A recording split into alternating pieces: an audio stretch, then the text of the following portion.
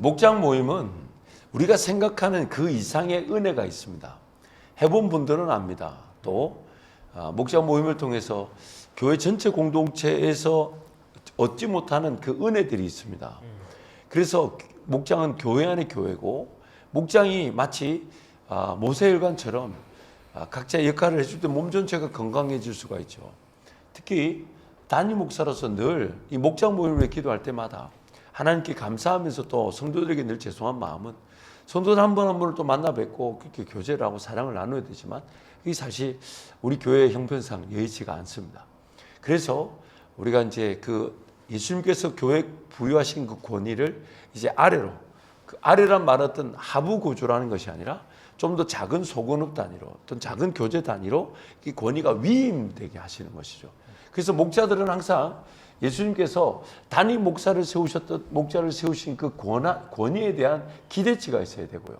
그러니까 그 기대치는 뭐냐면요, 목장 안에서 목자가 반드시 필요하다는 것을 하나님께서 나타내십니다.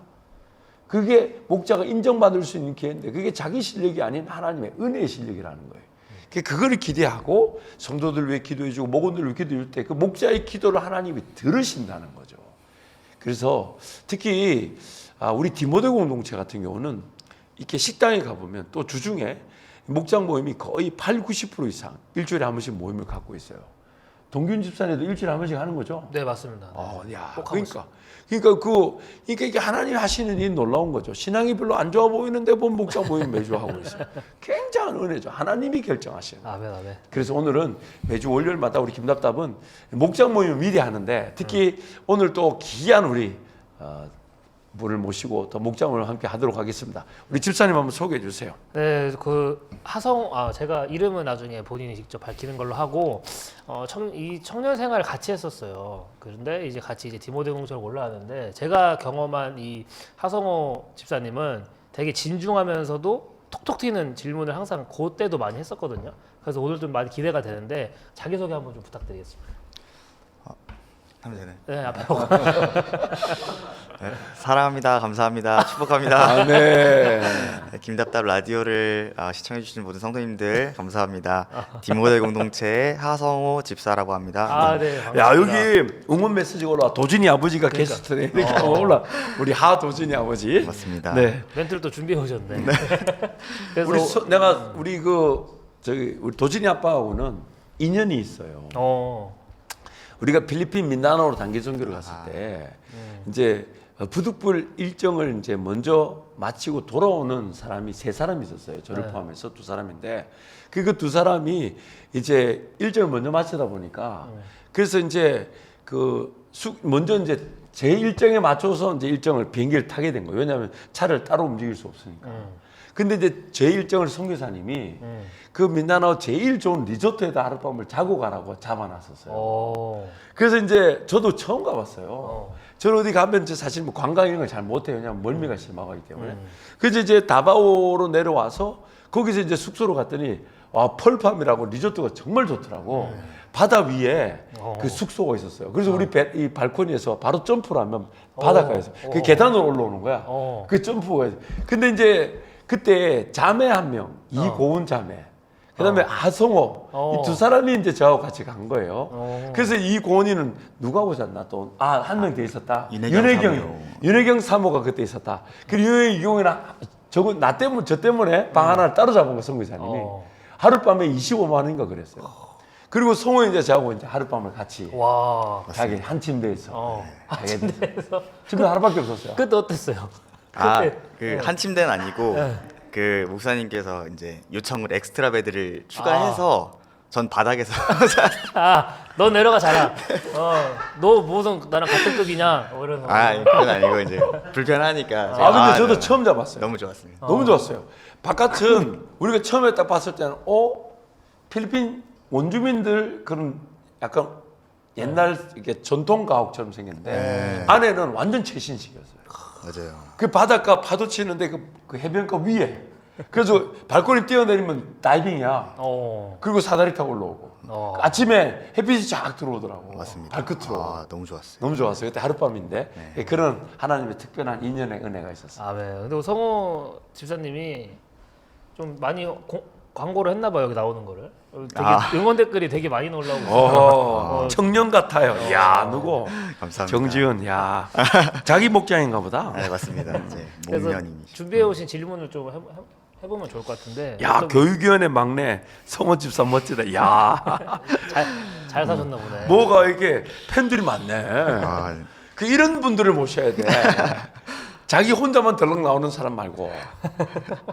너무 감사합니다. 그래서 질문을 좀 주시겠어요? 네, 어제 이제 또 성찬식이랑 이제 말씀 설교를 듣고 이렇게 생각난 질문들 그리고 또 목장 모임에서 이제 목장 식구들에게 이렇게 요청해서 받은 질문들을 좀 준비해 왔는데요.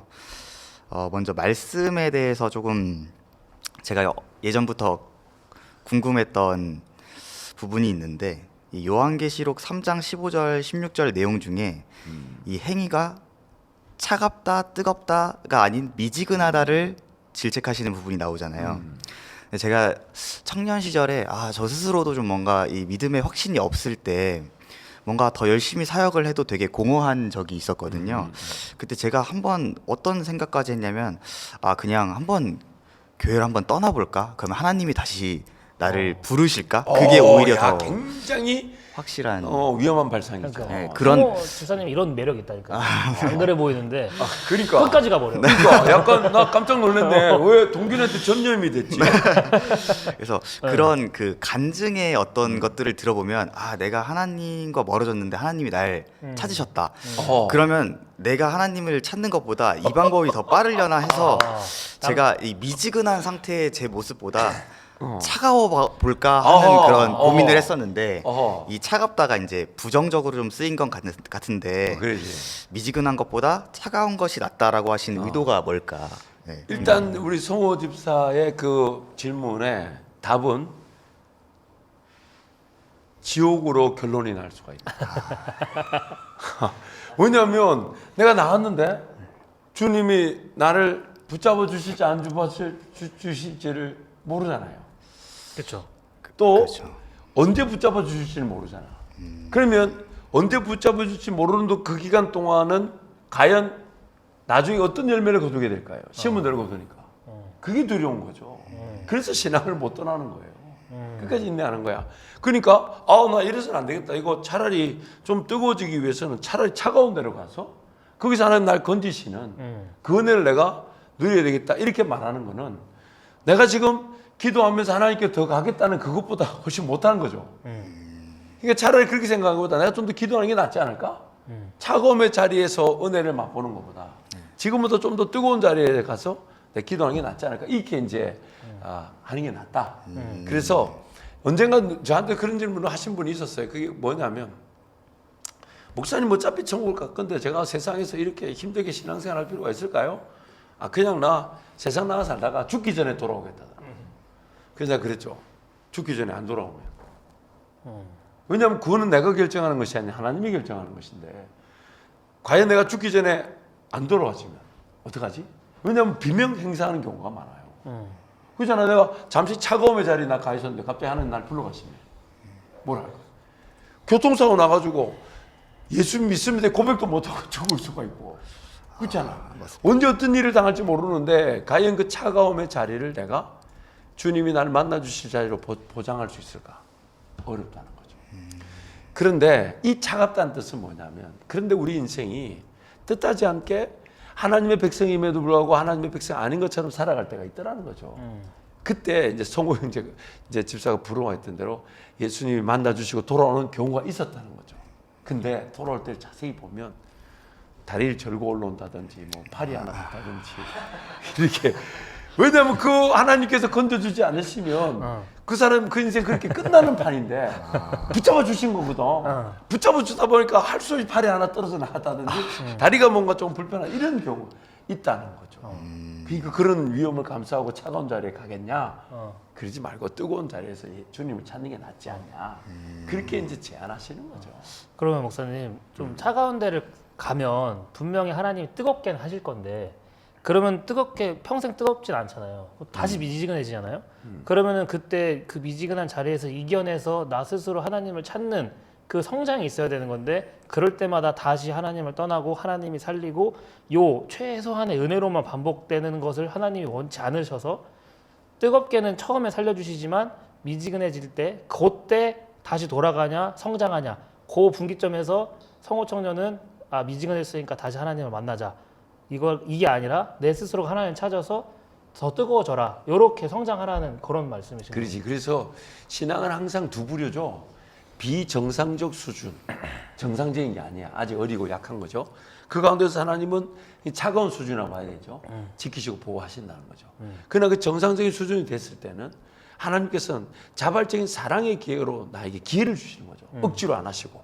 왜? 하나님과 나는 영원한 사랑의 관계. 사랑 강제적일 수 없으니까. 그러니까 내가 이럴 때 좀 식어진 자리 있지 말고 더 뜨거운 자리로 가야 되겠다.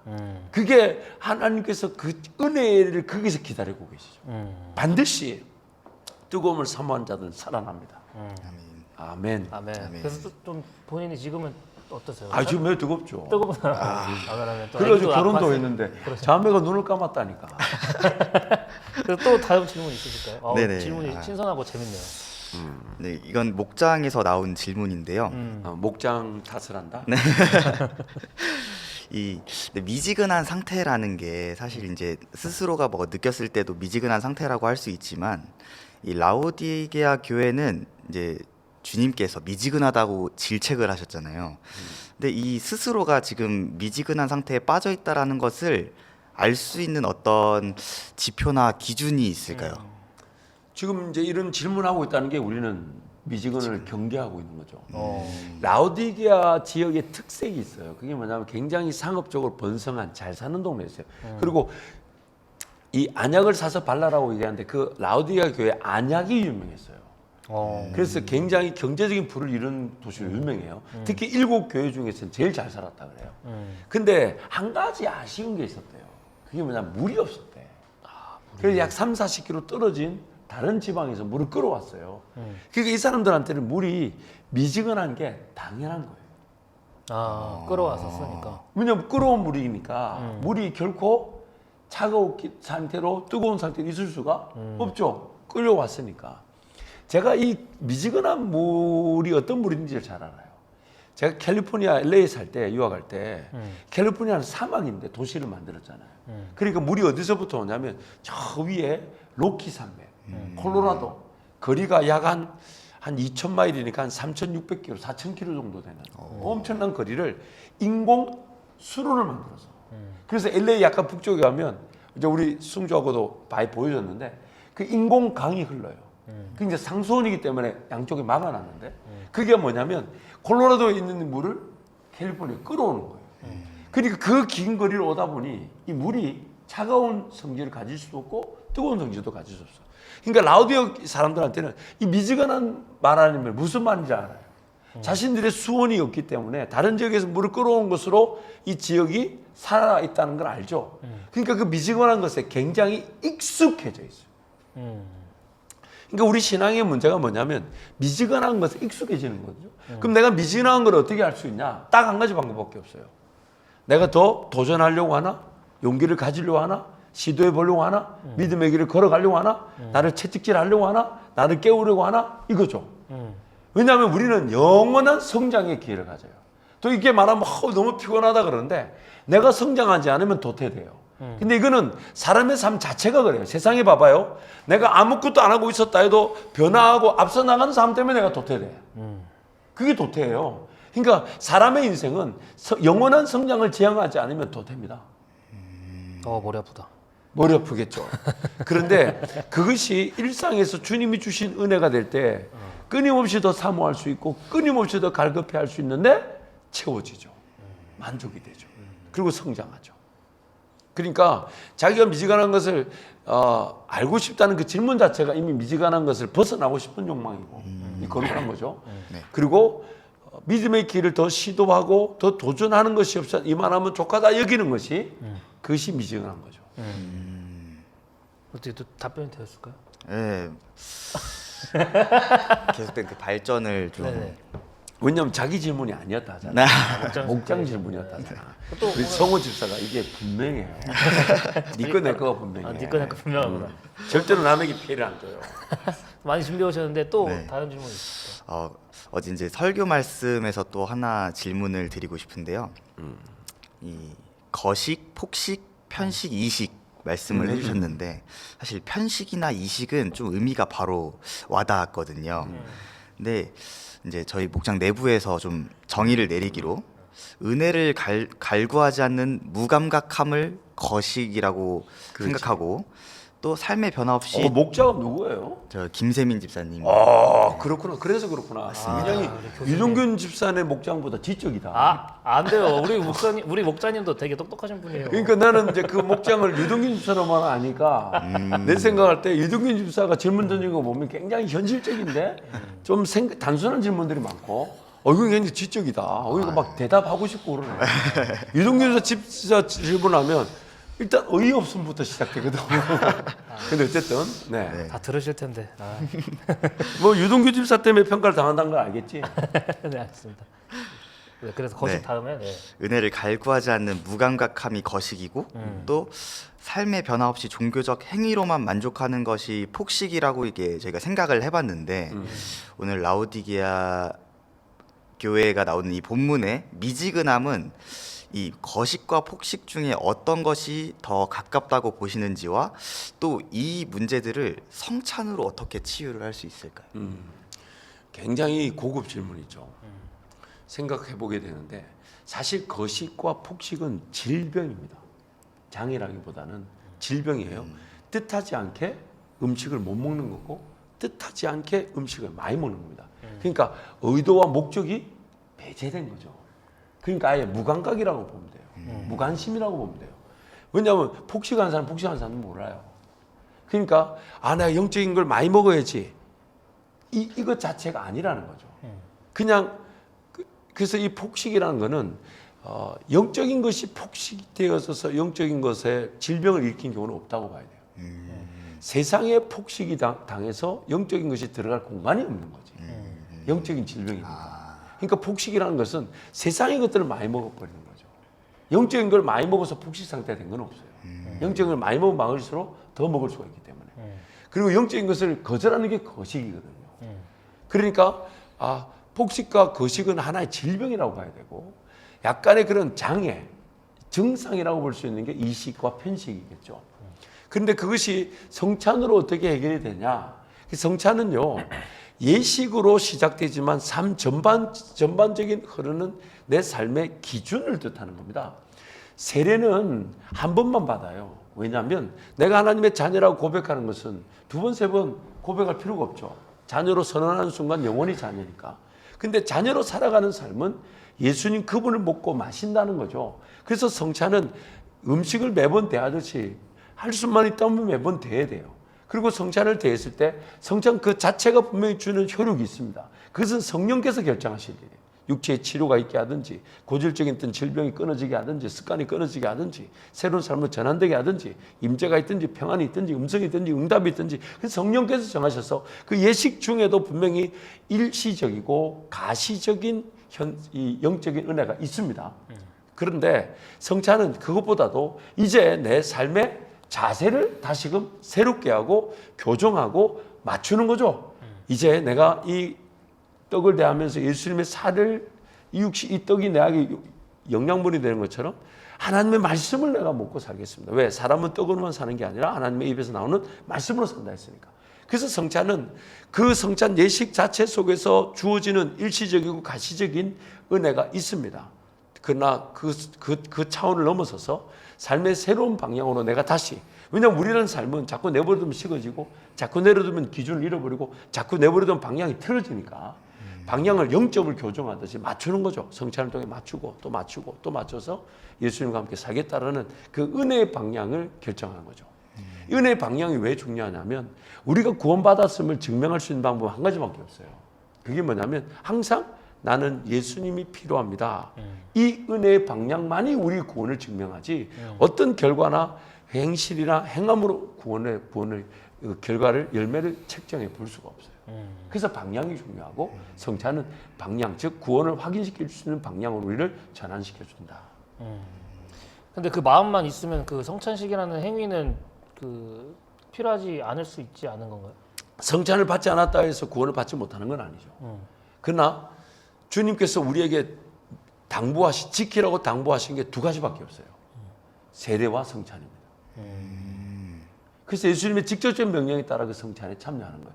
그렇기 때문에 예수님의 직접적 명령이기 때문에 초대교회, 이제 가톨릭화, 천주교 됐는데 초대교회가 이 성찬을 굉장히 중요시 여겼어요. 왜? 예수님이 다른 모든 것들에 대해서는 지키라라고 얘기하신 적이 없어요. 근데 세례와 성찬은 지키라고 하셨어요. 그리고 그렇기 때문에 성찬이 얼마나 중요한지 이제 그 초대교회 때의 그 성찬의 중요성을 지금 가톨릭이 자기네들은 이어받고 있다고 생각하고 잘못되게 해석했는데 그 잘못되게 해석한 것에도 분명히 성찬의 의미가 있기 때문에 잘못 해석한 거예요. 그게 뭐냐면 이 떡을 취하여 내가 취하는 순간 내 안에 예수님의 살로 변한다. 그래서 화채. 예수님의 몸체자에 변할 화자잖아요. 화채설이라고 그러는데 몸으로 변한다. 예수님의 살로 변한다. 그래서 능력이 있다. 그래서 초대교회는 중세시대는 교회시대잖아요. 교회시대 때 교회가 거의 정치, 권력을 가지고 있었던 시대이기 때문에 사람들이 제일 두려웠던 게 수찬 정치입니다. 그게 뭐냐면 성찬에 참여할 수 없는 거예요. 성찬에 참여하지 못하면 예수님의 살과 피의 능력을 맛볼 수가 없는 거예요. 그만큼 성찬의 의미를 강조했던 거죠. 그 잘못 해석한 것이지만 성찬의 의미가 그만큼 있다는 거죠. 알겠습니다. 그러니까 현대 우리 교회는 그게 너무 소홀히 되고 있기 때문에 우리가 지금 1년에 2번 정도 이렇게 주일을 성찬 주일로 지키는 겁니다. 그 의미가 평가절하돼서는 안 되니까. 그러면 그 행위에 대해서 조금 이제 연장선상으로 질문하고 싶은 게 기도도 그냥 누워서 해도 되는 건지, 그러니까 성찬식이라는 게 마음이 먼저 중요한 거잖아요. 네. 또 기도도 마음이 중요하니까 안 하는 것보단 낫겠죠. 또한 지금 무릎을 꿇고 기도할 수 없는 형편, 침대에 병원에 계신 분들 해야 되죠. 근데 더 내가 진정성을 갖출 수 있다면, 그렇죠? 아니 무릎 꿇고 기도하면 일상 예배하다 또 누울 때, 잘 때 기도하는 거 너무 좋죠. 근데 무릎 꿇고 기도할 수 있는 시간에 누워서 기도한다? 진정성의 문제죠. 안 된다는 게 아니라 그 기도의 진정한 가치를 내가 내 모습으로 이렇게 결정하는 거잖아요. 그러니까 외식, 즉 행위로 내 신앙 전체를 평가하는 건 잘못됐지만 내 진정성이 나만 알잖아요. 네네. 무릎 꿇고 기도할 수 있는데 지 혼자 누워서 기도한다? 그거는 진정성이 조금 의심받지 않을까요? 아니 제가 왜 웃었냐면은 누워서 기도해도 되냐는 거는 저희 목장 질문이었거든요. 그러니까 여기 목장은 지금 막 뭐 성찬 막 내가 얘기했잖아. 거룩한 의미 뭐 이런 굉장히 저쪽 목장 이쪽 목장 너무 차이가 나. 아니 새신자가 많아서 그래요 우리가. 거기는 아니죠. 우리는 새신자가 네. 많아서 아. 항상 이런 질문들, 재밌는 질문들이 많이 와요. 세신자 도기도 많겠지. 어떤 그런 갑자기 그런 생각이 나서 웃었고, 또 다음 질문 또 있으실까요? 네. 근데 성찬 이제 그 카톨릭의 어떤 초대교회 형태를 말씀해 주셔서 또 이게 좀 저도 이 부분에 대해서 궁금한 점이 있었는데, 이슬람교 같은 경우는 뭔가 메카를 향해 하루에 뭐 몇 번 기도를 드린다, 5번 기도를 드린다거나 라마단 기간을 지킨다던가, 또 제가 그 고등학교 때 이제 크리스마스 미사를 한번 드린 적이 있거든요. 그때 성찬식을 제가 천주교에서 해봤는데 막 이렇게 종을 막 치고 이렇게 이 동그란 어떤 성체. 네 그거를 줄 서서 받아서 먹고 막 했던 그런 되게 의식 같은 느낌이 되게 강했는데 예식. 네 예식 같은 그 느낌이 강했는데 그 기독교 우리 장로교나 어디를 봐도 약간 형태가 좀 정해지지 않은 뭐 어디는 뭐 음료를 먹는다거나 저 와인도 먹어봤고요. 뭔가 또 그러니까 예식이라기보다는 그냥 하나의 행사 같은 느낌으로 되게 좀 벙쪄 있을 때가 많았던 것 같아요. 이 다음 뭐 하지? 이거 지금 먹나? 약간 이런 생각을 하면서 좀 제 스스로가 그 시간을 좀 보냈는데, 좀 더 종교적인 의미를 강조하기 위해서는 엄격한 규칙이나 어떤 다양한 요소를 조금 추가하면 훨씬 더 성도들이 이걸 받아들이는 자세부터가 다를 수 있는데 이 좀 어제는 간소화된 어땠어요? 어제는 어제는 대답 잘하시네요. 평상시 주일보다 어제는 어땠어요?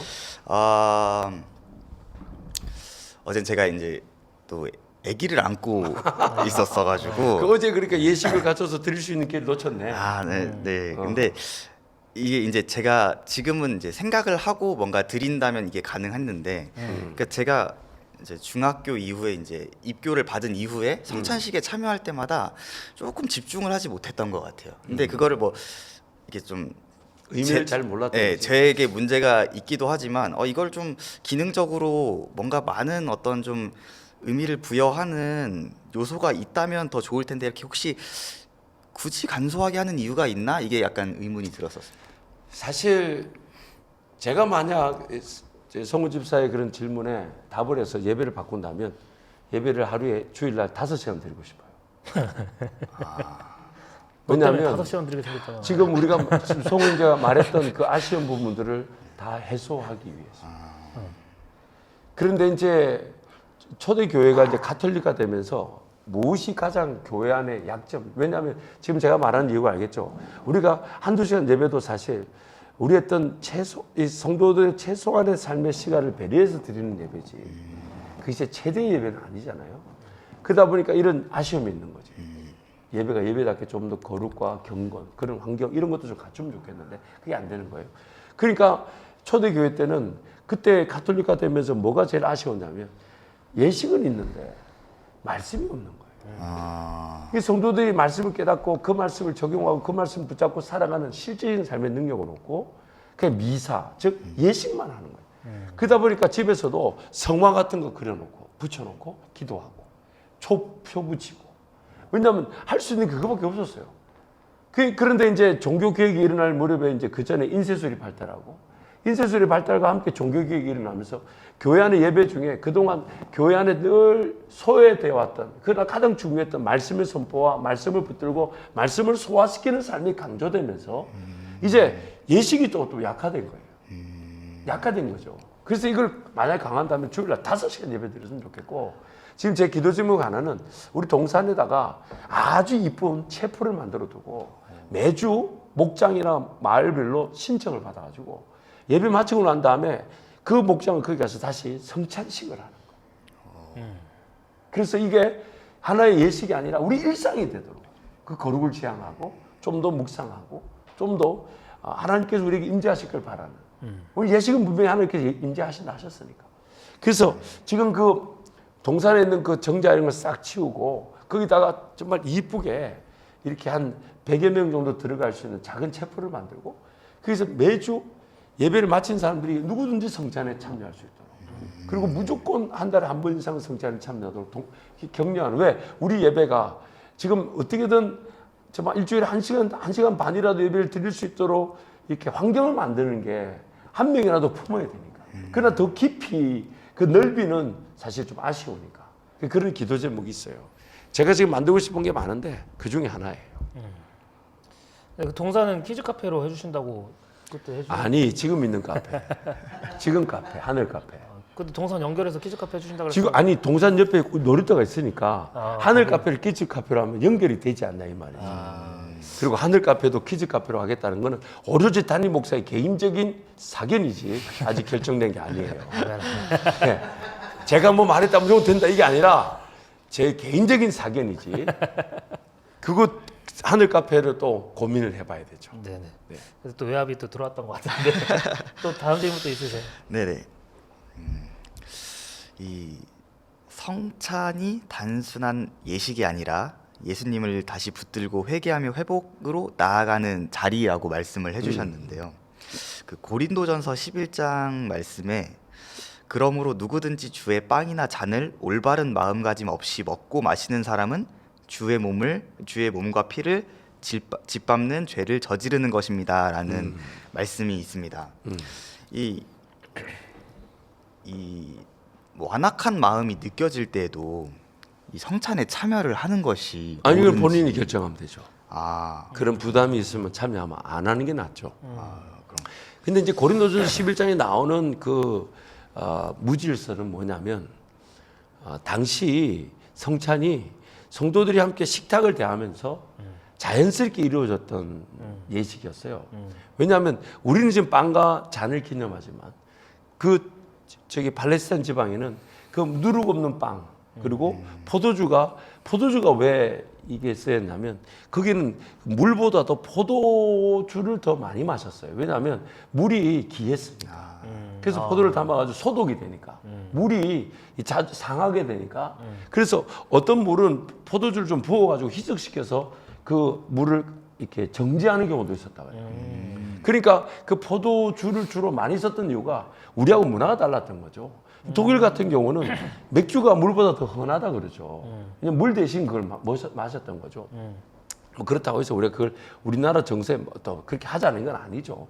그러니까 그 성찬 예식의 무질서가 뭐였냐면 식사를 하는데 식사 자리에서 이제 오늘 이 식탁의 교제의 빵과 잔은 이제 뭐 다른 반찬들도 있겠지만 팔레스타인 지방은 거의 그 빵과 그다음에 뭐 마른 반찬, 마른 치즈 같은 거, 그다음에 포도 이게 주식이었어요. 그 주식에 이제 견과류라 그러죠. 건가류라 그러죠. 마른 과일 뭐 이런 거 먹고 뭐 그러니까 우리가 말하는 성찬 예식과 별반 큰 차이가 없는 음식들이 있었단 말이에요. 그러다 보니까 그걸 가지고 주로 식사를 할 때 성찬의 의미를 담아서 식사를 한 거죠. 애찬과 성찬을. 그러다 보니까 어떤 일이 일어나냐면 욕심을 부려서 많이 먹는 사람이 있었고 나중에 못 먹는 사람이 있었어요. 그 얘기를 지금 11장에서 하고 있죠. 그러니까 우리가 다른 문화 속에서 우리는 지금 그거 서로 많이 먹으러 한 사람 없어. 왜? 정해진 분량이 있다는 걸 알고 기념이라는 걸 알기 때문에 그걸 막 많이 먹으러 안 하는데 그게 식사 자리에서 같이 이루어지다 보니까 그게 있었던 그 누구는 많이 먹고 누구 적게 뭐 성찬에 참여하지 못하는 경우가 있고 이렇게 되니까 그것을 이제 경계하는 거죠. 그럼 찢어진 그 빵 조각 큰 거 고르는 건 괜찮은 거잖아요. 아, 그런 거. 두 개. 그리고 저는 우리 교회 그래도 빵은 커요. 예, 제가 크게 알 왜? 좀 씹는 맛이 있어야 되잖아요. 그리고 카스테라를 안 했어. 원래 카스테라는 카스테라가 편했던 거죠. 카스테라가 틀렸다는 게 아니고. 근데 좀 더 의미가 있다면 누룩 없는 빵을 먹었단 말이죠. 그래서 지금 우리가 그 피자 도우 같은 누룩 없는 빵을 먹는 거예요. 저는 포도주가 그 피의 색깔과 비슷해서 포도주를 하는 건 줄 알았는데 그런 개념은 아니죠. 그렇죠. 그런 건 아니고 피라는 개념보다 그때 당시 예수님이 그 팔레스타인 지방에 그 포도주를 예수님 피를 기념하는 거죠. 사실 뭐 물로 한다 해서도 뭐 의미가 없는 건 아니에요. 단지 우리가 기념이니까 좀 더 예수님 말씀에 가깝게 지켜보자는 의미에서 포도주나 포도즙을 했던 거고 또 우리 교회 같은 경우는 포도주스를 하는 이유가 뭐냐면 알코올이 또 몸에 불편한 분들이 있어요. 주스는 괜찮은데 그래서 그러면 한 분이라도 편한 쪽으로 가자 해서 포도즙을 하는 거지 주스를 하는 거지 그게 의미가 없어요. 그래서 또 다음 질문 있으실까요? 네, 그럼 목사님께서는 질문이 굉장히 좋아. 이게 목장의 문제네. 목사님께서는 신앙생활 모든 기간 동안 성찬을 유보하신 적은 없으신 거죠? 내 개인적으로 네네네. 유보한 적이 있었죠. 오. 왜냐하면 저도 군생활 동안 신앙생활 안 했으니까. 그때는 교회를 안 갔으니까 성찬을 못 했지. 아. 그런 거 말고 네, 성찬식에 갔는데 내 마음이 지금은 안 돼서 못 그런 하겠다. 적은 없어요. 왜냐하면 내 마음 안 되는 거는 평생 마음이 안 좋아. 제 개인적인 생각이에요. 성도마다 다르겠지만 제가 가면 자질이나 자격을 내가 이런 데 성찬을 받을 자격이 있을까? 나 이렇게 생각지는 않아요. 그러니까 왜냐하면 자격 따지면 평생 동균 집사나 나나 성찬을 맞이할 자격이 없어. 그러니까 그 우리는 항상 은혜로 받는 거예요. 그냥 부담 없이 받는 거예요. 뭐 이 죽을 죄인 살려주십시오 이러면서 그냥 받는 거지. 저는 감사한 게 깊이 생각 안 하고 사는 게 감사한 것 같아요. 굉장한 은혜죠. 네, 성호 집사님처럼 깊이 생각했으면 동균 집사는 일찍 천국 갔어요. 내가 지금 이 성찬식을 해도 되나 이런 생각 없어요. 오늘 성찬식 하는 날이구나. 그 두 빵이나 사람이 골라야겠다. 내가 오늘 발견하게 되는데 믿음의 다음 세대인데 둘 다 유아세를 받았잖아요. 네네. 그렇지. 네. 근데 한 사람은 이렇게 아무 생각 없이 신앙생활 해갖고 한 사람은 이 신앙이 왜 이런 거지? 이런 고민을 하면서 왔던 거지. 성호가 생각이 없었어요. 성호가 생각이 없었던 거예요. 뭐 어느 쪽이든 들을 게 있는 자는 들었습니다. 네. 또 질문 또 오늘 많이 준비했다고 해가지고 아, 네. 빨리빨리 제가 넘겨드리는 거예요. 네네네. 나만 그렇게 생각하는 게 아니야. 이분 우리 채팅 봐봐. 오늘 질문이 참으로 고급집니다. 다 이거 작업한 거예요, 아니, 성우가. 이거 다 먹장 식구들이에요. 식구분들끼리 아니시죠? 아닌 것 같은데. 주님께서 강제로 문을 열지 않고 밖에서 두드리시는 모습은 수동적이지만 이제 우리를 인격적으로 대우해 주시는 모습이 있잖아요. 내가 문 밖에 서서 기다리겠다. 문을 두드리는 것도 수동적이진 않죠. 예수님의 능동적이죠. 그래 네. 가만 서 있는 내가 문을 열고 안 열고가 수동적이지. 아, 그렇죠. 네. 어. 그래서 문을 여는 행위가 이게 우리의 어떤 의지적인 실천이 절제적인 조건이 되는지 아니면 주님의 그 두드리신 그 자체, 문 밖에 계신 그 자체가 되게 우리의 변화를 이렇게 이끌어내시는 불가항력적인 어떤 거저 주시는 은혜의 시작인지 어떤 그게 궁금합니다. 그 말씀. 거저주는 은혜의 시작이죠. 왜냐하면 예수님께서 얘기하셨죠. 자기에게 주어진 양들은 단 한 마리도 잃어버리지 않는다. 그래서 요한복음 말씀에 자기 사람들을 사랑하시되 끝까지 사랑하신다. 또 이렇게 얘기하셨어요. 하나님께서 자기에게 보내주신 자들을 결코 놓칠 수가 없다. 왜? 하나님께서 선택하신 자들이니까. 그러니까 예수님께서 문을 두드린다는 건 아무나 두드리는 게 아니죠. 그리고 예수님의 문 두드림에 그 반응하지 않을 사람이 없다는 거예요. 예수님이 문을 두드리실 때 절대로 그 사람이 문을 열지 않고서는 안 되는 은혜를 가지고 시작하시는 거예요. 단지 시기의 차이고 또 그 인생의 때가 있더라는 거죠. 그러니까 이 말씀을 들을 때 그러면 나는 내가 나중에 어쩔 수 없이 문을 열 때를 기다릴 건가 아니면 지금 내가 문을 열 건가 어느 게 더 현명할까요? 문을 열어두는 게. 지금 문을 여는 게 현명하죠. 동규님 저왜 대답을 안 하노? 아, 너무 당연한 거야? 네. 뭐 이런 걸 물어보나. 장난이고요. 근데 또 오늘 질문을 너무 많이 아, 받았어요. 네네. 말씀을 읽은 후에는 지식으로 멈추는 게 아니라 이제 삶의 행위로서 나타나는 것이 더 바람직하다고 생각이 되는데요. 이제 성찬도 의미를 알고 이 기념하는 것을 넘어서서 실제 이게 예수님과의 교제가 된다라는 것은 어떤 의미인지가 이렇게 확 와닿지가 않는데 이 성찬의 은혜가 우리 삶의 가치관과 성품의 변화로 이어지게 하는 영적인 소화 과정을 일상에서 행해야 할 어떤 구체적인 실천이라든지 마음가짐이 일단 있을까요? 요거부터 짚고 넘어가죠. 이제 지금 송우 집사가 도진이를 키우고 있는데 네. 도진이한테 뭘 먹일 때 도진이가 아 맛있어 아빠 이거 너무 맛있어 다른 거 주세요라고 하던가요? 잘 안 먹으려 하던가요? 아, 막 몸부림을 치죠. 아. 네. 근데 먹여야 된단 말이에요. 맞습니다. 그러니까 지금 성호 집사나 나 같은 사람은 영적으로 볼 때 그런 어린 단계에 있는데 육적으로 볼 때는 생각을 할 수가 있고 더 좋은 게 뭔지를 알 수가 있다 보니까 영적인 상태는 예수님 육적으로 나한테 먹여주신 상태인데 도진이 먹이듯이 근데 육적으로는 나 빨리 성장하고 싶고 빨리 변하고 싶다라고 여기는 그 딜레마가 있는 것 같아요. 그 간극이 있는 것 같아요.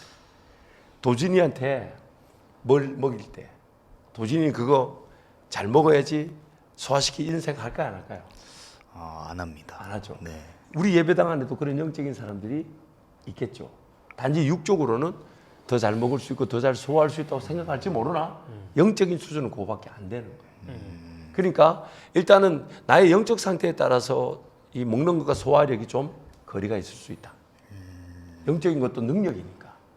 두 번째, 이제 그런 어떤 그 소화의 기회를 보고 소화시키는 사람한테는 주님 반드시 은혜를 주시겠죠. 불로 연다는 금을 사듯이 또 흰옷을 사서 입듯이 안약을 받듯이 그런 영안이 열려지고 옳은 행실이 나타나고 또한 훈련받고 단련받기를 인내하기를 고난받기를 즐겨하는 일들이 우리 가운데 일어나죠. 그러니까 지금 이제 동균 집사나 성호 집사가 이제 젊다 보니까 질문 자체가 좀 속전속결을 원하는 것 같아요. 원리가 없냐? 좀 공식이 없냐? 빠르게 후다닥 이렇게 할 수 없냐? 그러나 영적인 것도 분명한 성장이 필요하고 먹여 주실 때가 있고 소화할 때가 있다는 거죠. 그렇죠. 단지 소화의 그 방향을 정해놓고 은혜를 강구하는 거죠. 도진이를 키우다 보면은 조금 많이 배우는 게 있을 것 같아요. 아, 지금 맞습니다. 저도 이진이를 키우다 보니까 그런 거죠. 이진이가 지금 4살인데 자기는 유치원에 가본 적이 없다고 울었어요. 어허. 근데 그렇다고 해서 아빠가 유치원을 보낼 수는 없잖아요. 그런 거죠. 네, 그 때가 있는 것 같아요. 그래서 이렇게 육신이 사는 것도 때가 있듯이 그렇지. 내가 지금 영적인 것을 아무리 앞에 걸 원한다고 해도 하나님이 부모 입장에서 볼 때 때가 있겠구나라는 걸 조금 느꼈던 것 같아요. 네, 그렇습니다. 우리 네. 보라가 네. 어느 날 사진 한 장 들고 나한테 울면서 왔어요. 자기가 없다고? 자기 빼놓고 놀러 갔다고. 자기 안 태어났을 때인데. 그러니까 이게 이제 그런 어떤 거리감이 있는 것 같아요. 내 현재 상황과 그걸 실제 소화할 수 있는 능력은 성장의 과정 속에 드러나게 돼요. 그러니까 지속적인 어떤 양식을 먹고 또 소화해내려고 하고 또 소화내려고 하는 반드시 성장하게 되고 어느 순간 그 예전에는 소화하지 못했던 그래서 옛날에는 내 차가움의 자리로 한번 가볼까 했던 거지 이제는 그렇게 생각 안 하잖아요. 성장한 거예요. 네, 또 질문 또 부탁드리겠습니다. 질문이 되게 많아요. 네, 몇 시까지 하는? 계속 그건 하는 우리가 알아서 그러면 이제 이 소화라는 걸 이제 고민하지 않고 이게 떠먹여주는 것을 그냥 받아 먹는 그런 어린아이의 그 신앙을 생각했을 때 영적으로도 최소한의 양만 받아 먹으면서 뭔가 영양실조에 걸리지 않을 만큼 신앙생활을 한다면 그 사람의 믿음의 결국이 어떻게 될까가 궁금합니다. 영양 실조가 오래 가지 않아요. 네. 즉 하나님께 달려나와 은혜를 구하지 않으면 안 될 만한 일을 만나게 됩니다. 자기의 잘못된 선택이든 아니면 하나님이 흔드시든 둘 중에 하나죠. 어제 그걸 잠깐 설명했죠. 그럴 수가 없는 거구나. 그러니까 그 상태에 계속 있을 수가 잠시 잠깐 그렇게 있는 것처럼 보이지만 그렇게 있을 수가 없어요. 세상살이가 녹록지가 않아요. 그러니까 그 영적 영양 실조 상태에서 잘 살아질 수가 없어요. 그러니까 빨리빨리 예배 중심으로 기도 중심으로 사는 게 제일 현명해요. 제일 현명해요. 근데 좀 귀여운 게 어제 목장 식구들끼리 모여서 회의를 하신 거예요? 제가 어제는 그 목장 모임을 참여를 못했고, 네. 네, 목장 식구들끼리 이제 목장 모임을 하시고 나서 이 주신 질문지를 이제 저도 고민한 질문과 이렇게 합쳐서 제가 여쭤보고 있는 중입니다. 그러니까 성호 집사 갖다 질문할 때 보면 이건 내 거 아니야라는 게 확실히 알 수가 있어요. 아닙니다. 자기 거는 확실히 자기 거고, 이 사람이 선하게 보이지만 그 호불호가 확실하고. 동규집사 나하고는 우리는 호불호가 없어. 이것도 좋고 저것도 좋지. 그런가? 네. 또 질문 또 오늘 다 하셔야 되잖아요. 뭐가 짓고 들 거. 네. 근데 이제 뭐 어제 말씀과 성찬에 대한 질문은 다 말씀드렸고 이제 그 외에 이제 또 이 귀한 자리에 간다고 하니 이제 목장 식구들께서 이렇게 보내주신 목장이 굉장히 모범 목장이에요. 맞습니다. 근데 그 요한복음에서 가늠하다 붙잡힌 여인 앞에서 예수님께서 바닥에 무언가를 쓰셨는데 성경에는 그 내용을 알 수 없다고 봐야 하는지 궁금합니다. 보통 어떻게 해석이 되는지 여쭙고 싶습니다. 이렇게 질문을 주셨습니다. 사실 뭘 썼는지 자꾸 물어보는 경우가 많아요. 몰라요. 성경 말하지 않아요. 단지 제가 추측하건데 추측이에요. 지금 가늠하다 잡힌 여인은 지금 사실 얼굴을 마주하면서 서로 쳐다보기가 민망한 상황이에요. 왜냐하면 옷을 벗기기 때문에. 유대인들의 법에 따르면 가늠하다 잡힌 여인은 옷을 홀딱 벗겨요. 그 수치를 느낄 자격도 없다고 얘기하는 거지. 그리고 끌고 왔단 말이야. 그 예수님 그 뻔하게 쳐다본다는 게 민망하셨을 것 같아요. 그러니까 그냥 바다에 앉아가지고 석석이 그린 거 아닌가. 왜 뭘 그래요? 쓸데없는 짓을 한 거지. 상대방이 이런저런 말하든지 뭘 말하든지 간에 뭐 고발하고 고소하고 난리 났잖아. 근데 그 자매를 지금 옷을 호다 벗겨놓고 있는데 그 쳐다보기가 민망하잖아. 그러니까 땅에다 서서 이제 끄적끄적거리다가 막 돌로 쳐라 하니까 그래 한마디 하신 거 일어나가지고 죄 없는 자가 먼저 돌로 쳐라. 추측인 거죠, 목사님의? 아니 근데 이 부분부터는 예수님 얘기하신 건데 땅에다 뭐 쓰신 거는 네. 그 왜 뭘 썼는지 왜 썼는지 성경이 얘기하지 않아요. 단지 그 여인의 그 지금 현 주소 옷이 완전 벌겨벗겨진 상태에서 그 많이 쳐다보고 기가 민망하니까 땅바닥 쳐다보고 그래서 쓰니까 사람들이 쓰는 걸 보니까 그 예수님이 머리를 숙여서 땅에 쓰고 있다는 장면을 보이신 거지. 뭐 이런 거지. 땅바닥에 쓰지 않고 민망한 자리에서 고개를 숙이고 있는 것과 머리 쓰고 있는 것은 확실히 고개 숙이고 있는 걸 알 수가 있죠. 안 쳐다보고 있다는 걸, 내가 딴짓하고 있다는 걸 알 수가 있잖아. 나 저 장님을 보고 싶지 않다는 거지. 그러니까 예수님의 의도 중에 그것은 분명히 있지 않았을까. 그 여인을 빤히 쳐다보면서 니 괜찮아 이렇게 안 하고 안 봐주신 거지. 돌려주신 거지. 그 여인을 땅바닥에 그린 건 아니겠죠? 그 모델로 생각하고 짓을 다 진짜. 아닌 걸로. 네. 그 갑자기 그런 질문을 그냥 궁금했었어. 네, 이게 그 오늘 그 어제 영상에 그 장면이 잠깐 나왔었거든. 아 어제 그 영상 그거 그 송이하고 저하고 대충 만든 건데 엄청 잘 만들었더라. AI 그거. 목사님은 대충 보냈. 아 난 대충 보냈나? 아 난 열심히 했지 나도 열심히 했는데 나도 생전 내가 시나리오 안 쓰고 한데 송이 봤자 내 시나리오 썼잖아. 시나리오 써서 했어. 근데 어제 영상 너무 좋았어. 그거 너무 감사. 내 목소리가 너무 잘 나왔더라고. 아, 나 깜짝 놀랐네. 그 AI로 한 거죠? 목소리도요? 목소리를 좀 가공한 거죠? 목소리는 내가 딱 이렇게 공간에서 잘 녹음한 거야. 제 아내도 물어보더라고요. 목소리가 왜 이렇게 좋게 나왔냐고. 원래 좋아. 그래서 안 그러는데 원래. 근데 또 질문 있으세요? 네, 이게 하나. 마지막. 네. 마지막이네. 딱 맞네. 그래서 감사하네. 네. 하나님의 자녀라고 믿는 것과 자녀인 것을 누리는 것의 차이는 무엇일까? 하나님의 자녀라고 믿는 송호 집사가 그건 경험이 있을 것 같은데. 근데 이게 조금 자, 본인 질문이 아니에요? 근데 저도 이 본인 질문 아니야, 질문을 본인 질문 아니야. 듣고 제가 본인 질문 아닌데 송호 집사가 한번 얘기해 봐봐. 근데 본인이 제가- 생각할 때 믿음과 어. 맛본 게 다른 게 있었을 거 아니야. 제가 그 예전에 그 저기 차가운 데로 갈까 이렇게 고민을 어. 하던 중에 어. 제가 목사님 설교를 한번 이제 본당에서 들었을 때 좀 충격을 받은 네, 목사님의 그 말씀이 있으셨는데 이 자리에 앉아 있는 사람 중에 그러니까 주님이 그러니까 그 정확한 이 그렇지. 말씀은 기억이 안 나요. 뭔 말인지 알아. 이 자리에 앉아 있는 사람 중에 이 그냥 지가 좋아서 앉아 있는 사람이 있다. 그러니까 주님께서 부르신 사람이 아닐 수도 있다. 오히려 바깥에 있을 수 있다. 네. 근데 앉아 있다라고 하는데 그게 제 마음에 너무 이 차가운 짐이 데로 못 가는 거지. 되는 거예요. 차가운 데로 못 가는 네. 거지. 이게 내가 그런 상황인가 이런 생각을 했는데 나 기억나요. 우리 때 그때 하성우 집사 누나 따라와가지고 첫날 왔었던 군대 제대하고 앉아 있었던 맞습니다. 그때 그 복학하고. 청각을 기억하지.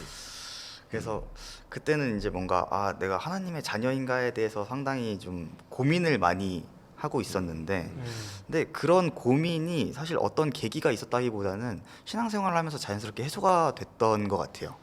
이 신앙생활을 하면서 제가 누리는 은혜들이 이게 분명 세상으로부터 오는 게 아님을 깨닫게 되는 순간들이 있고 또 저 스스로도 이제 이 고백을 한다는 것 자체가 이제 뭐 그냥 이건 정말 내 힘으로 할 수 없었던 건데라고 생각이 드는 때가 있어서 그럴 때 이제 느끼게 되는 것 같습니다. 내가 하나님의 자녀이구나. 근데 또 이제 또 누림의 영역은 아직은 뭔가 딱 이렇다 할 뭔가 그런 건 경험해 보진 못했지만 경험해 봤어.